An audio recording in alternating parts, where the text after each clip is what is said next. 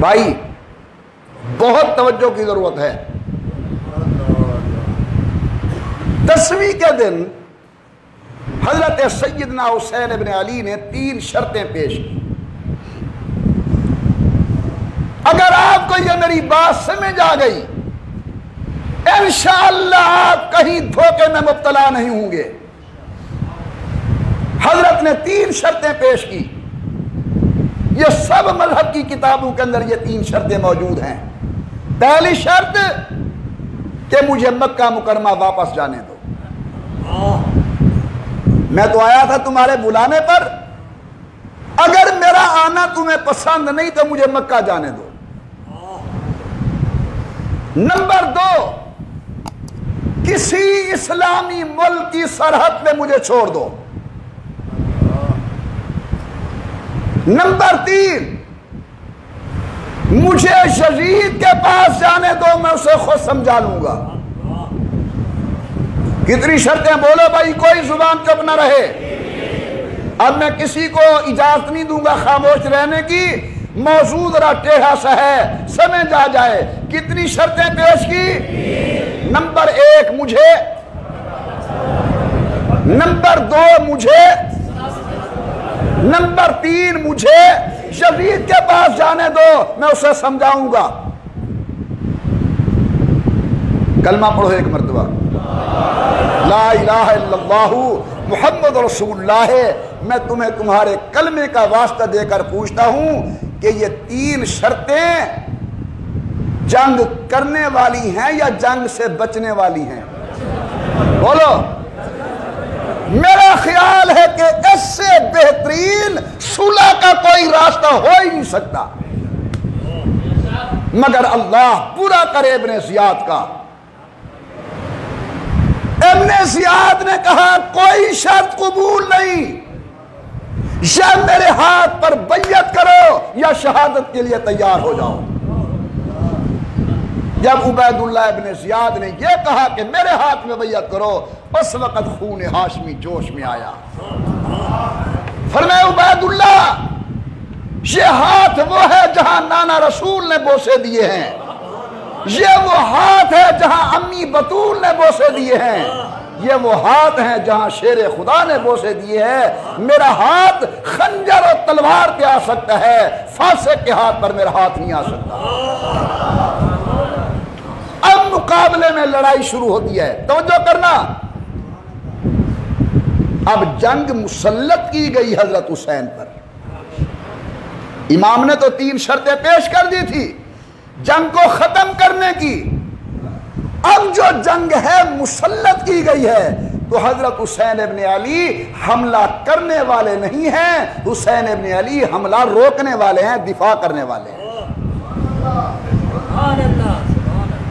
بعض لوگ تاریخ کے چکر میں پڑھ کر سیدنا حسین ابن علی کو یہ لفظ کہتے ہوئے بھی میں کانپ رہا ہوں کہ نعوذ باللہ کہتے ہیں کہ یہ باغی تھا.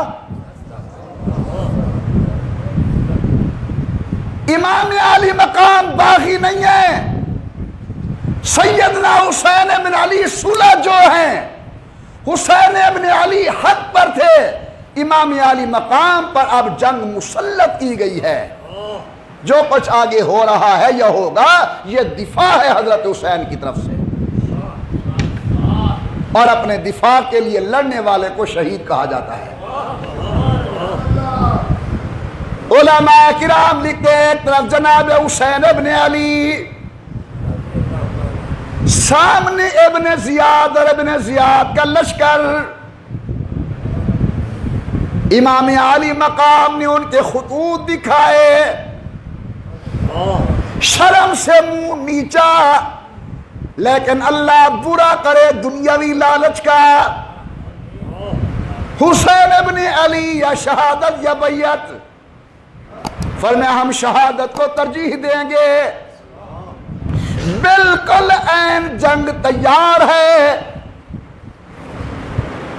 ابن زیاد کی فوج کی طرف سے ایک گھوڑے سوار اپنے منہ کو چھپائے ہوئے، تلوار لہراتا ہوا، ڈھال کو بڑے عجیب انداز کے اندر استعمال کرتا ہوا इमाम आली मकाम के लश्कर की तरफ आया।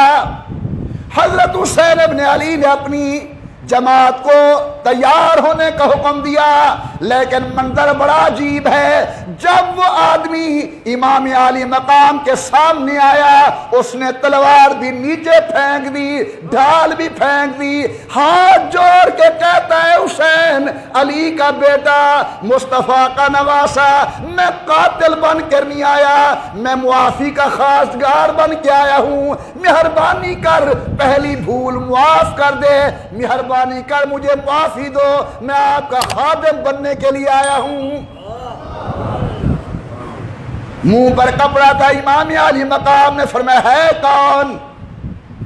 जब उसने मुंह से नीचे कपड़ा किया तो वो होर था। हज़रत ने फरमाया, आपकी तौबा भी कबूल है और हमने आपको मुआफी दी है, अल्लाह तुझे जन्नत देगा। टाइम भागता जा रहा है, अल्लाह तुझे जन्नत देगा। सुबह आया, शाम को शहीद हो गया, जन्नत में चला गया। दोस्तों, ईमान से बताओ और बल्कि कहो कि हजरत हुर बहश्ती, हजरत हुर, मेरा दिल ठंडा नहीं हो रहा। हजरत हुर नवासे के दरवाजे पे आया, सुबह आया, शाम को जन्नत। कोई आम दरवाजा नहीं है, रसूल के नवासे का दरवाजा है। लेकिन जरा सोचो, मैं अपने सर की पगड़ी उतार के तुम्हारे पांव पे रखता हूं और हाथ जोड़ के दावत इंसाफ व फिक्र देता हूं कि अगर नवासे के दरवाजे पर हुर 6 घंटे के लिए आए, ये तो जन्नती है। और जो सिद्दीक उमर 23 साल नाना के दरवाजे पर रहे, उनके मुताल्लिक क्या ख्याल होगा?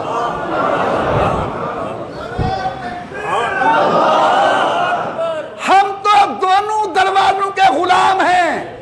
अगर कोई नवासे के दरवाजे पे आए, वो भी अजमत वाला, और अगर कोई नाने के बगलू में सो जाए, वो भी अजमत वाले।